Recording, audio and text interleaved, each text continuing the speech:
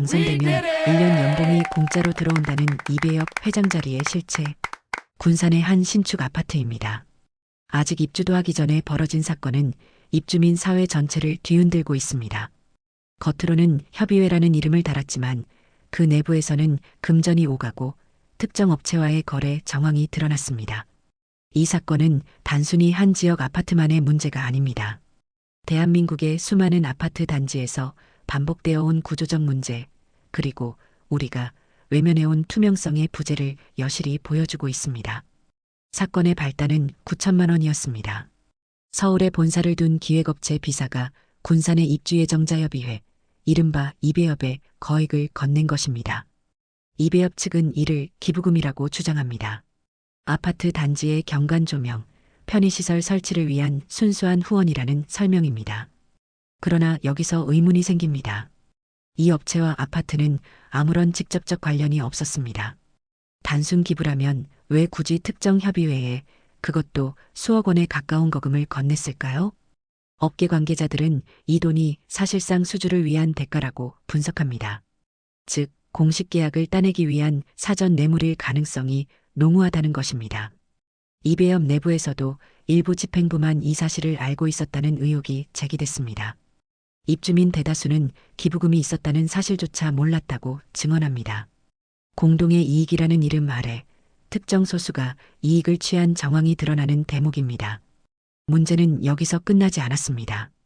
이배엽 관계자는 이미 발주된 전자입찰 공고를 내리도록 압박했습니다. 그리고 자신이 직접 작성한 공고문을 다시 올리도록 강요했습니다. 전자입찰의 취지는 투명성과 공정성입니다. 누구나 동일한 조건에서 경쟁할 수 있도록 한 제도입니다. 하지만 협의회가 특정 업체에 유리하도록 입찰 문구를 바꿨다면 이는 명백한 제도 악용입니다.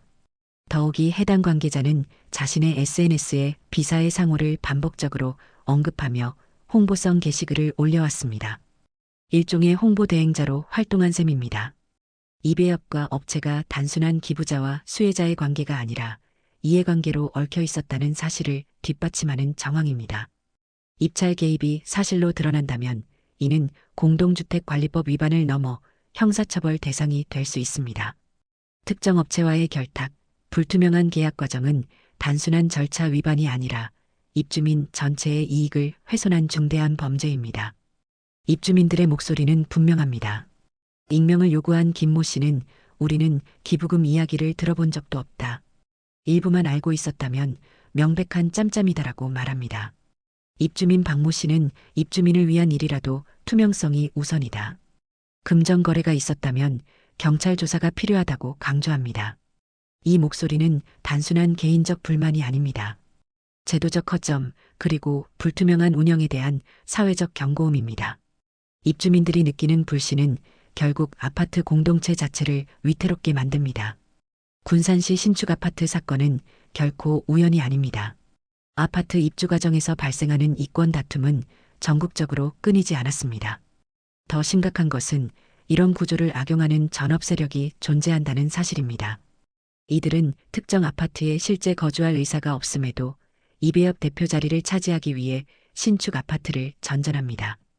대표 자리를 선점하면 곧바로 업체와의 뒷거래가 시작됩니다. 아파트 관리업체와 결탁해 관리비 대납업체를 선정하고 그 과정에서 수천, 수억 원대 뇌물이 오갑니다. 겉으로는 입주민을 위한 선택처럼 포장되지만 실제로는 개인의 사익을 위한 행위입니다. 이들의 공통된 패턴은 분명합니다. 1. 이배엽 대표 자리를 확보한다. 2. 관리업체나 시설업체 선정 과정에 개입한다. 3. 이배엽 구성원들과 일부 부당 수익을 분배하면서 보안을 유지시킨다. 이러한 비리는 입주민의 관리비 인상, 공사비 과다 지출로 이어져 결국 피해는 고스란히 주민들의 몫이 됩니다. 공동주택관리법은 입주자 대표회의에 계약과 회계 공개 의무를 부여합니다. 뇌물수수, 배임, 횡령은 형법상 중대한 범죄입니다. 실제로 전국 여러 지역에서 입주자 대표들이 구속 기소된 사례가 이어지고 있습니다. 업체와의 뒷거래가 드러난 순간 단순 협의 차원을 넘어 법정에서 형사 재판을 받게 되는 것입니다. 이번 군산 사건 역시 단순 의혹에 그치지 않고 법적 심판대에 설 가능성이 큽니다. 그렇다면 우리는 어떻게 대응해야 할까요? 첫째, 모든 계약과 장부 열람을 적극적으로 요구해야 합니다. 입주민의 알 권리는 법으로 보장돼 있습니다. 둘째, 전자입찰 절차가 정당하게 이뤄졌는지 확인해야 합니다. 입찰이 취소되고 재공고되는 과정에서 누가 어떤 역할을 했는지 기록을 남겨야 합니다. 셋째, 의심 정황이 있다면 반드시 증거를 확보해야 합니다.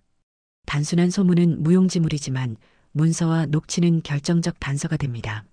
마지막으로 국토교통부국민권익위원회 경찰 등 여러 기관에 동시에 신고해 사건이 묻히지 않도록 해야 합니다. 입주민 스스로의 참여 없이는 어떤 제도도 제대로 작동하지 않습니다. 군산 아파트 이배협 사건은 결코 작은 문제가 아닙니다. 입주 전부터 드러난 불투명한 거래, 관행이라는 이름으로 반복되어 온 금전 수수와 입찰 개입. 더 나아가 일부 인물들이 아파트를 전전하며 대표 자리를 독점하고 업체와 뒷거래를 통해 뇌물을 챙기는 구조적 병폐까지 드러나고 있습니다. 아파트는 단순한 건물이 아닙니다. 우리의 집이자 자산이며 미래 세대가 살아갈 공동체입니다. 투명성이 곧 신뢰이고 신뢰가 곧 공동체의 기반입니다. 입주민의 감시와 참여, 그리고 사회의 철저한 감시가 아파트의 미래를 지키는 유일한 길입니다.